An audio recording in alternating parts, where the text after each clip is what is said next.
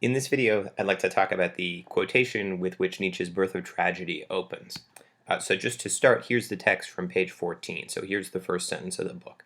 Nietzsche says, "We shall have gained much for the science of aesthetics when we've come to realize, not just through logical insight, but also with the certainty of something directly apprehended, that the continuous evolution of art is bound up with the duality of the Apolline and the Dionysiac, in much the same way as reproduction depends on there being two sexes which coexist in a state of perpetual conflict, interrupted only periodically by periods of reconciliation." So that's the quotation, and I want to, again, take some time to unpack this just because there's a lot built in, and this sets up Nietzsche's argument in a really important way. So let's think about first what the quotation is about. So what is this book going to be about? Nietzsche says it's about the science of aesthetics. So aesthetics is the part of philosophy that's concerned with art and beauty. It comes from the Greek word aesthesis, what we perceive or what we sense. So he wants to make claims about the philosophy of art and make a contribution to that philosophy. And note how he puts this too. He says that the claims that he wants to make are important for understanding the continuous evolution of art.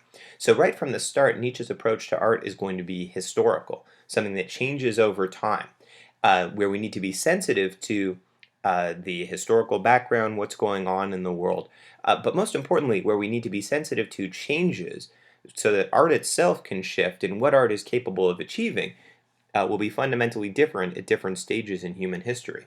And what his argument is going to be is that the ancient Greeks developed this unique form of art that played this distinctive and really important role in their lives.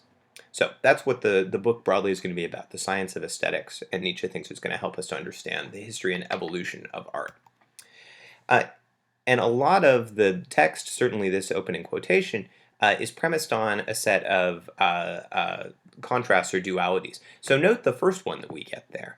The contrast between, on the one hand, logical insight, and on the other hand, the certainty of something directly apprehended or intuited. So there's a contrast right from the start between, we could say, reason and intuition. And Nietzsche wants to say that we might be able to appreciate some of his claims just from that logical standpoint, that standpoint of reason and thought. But his argument is that we're going to be much better off if we can see the argument that he's making, the truths that he's trying to uncover and express from the standpoint of intuition. And this is a contrast that we've seen already in the Theaetetus to some extent, that contrast between perception and reasoning. And note what Nietzsche's suggesting here, right? He's suggesting that the perceptive and the intuitive, that there's some irreplaceable contribution that makes to our knowledge that we don't simply get from logical insight. So that's one set of dualities. But the biggest one is the contrast between Apollo and Dionysus, or between the Apolline and the Dionysiac. And this is the one that Nietzsche is going to hang his argument on much more. So just by way of introduction, who is he talking about? So he's talking about ancient Greek gods. So Apollo was among the Olympian gods in ancient Greek pantheism. So the Greeks were polytheists, pardon me.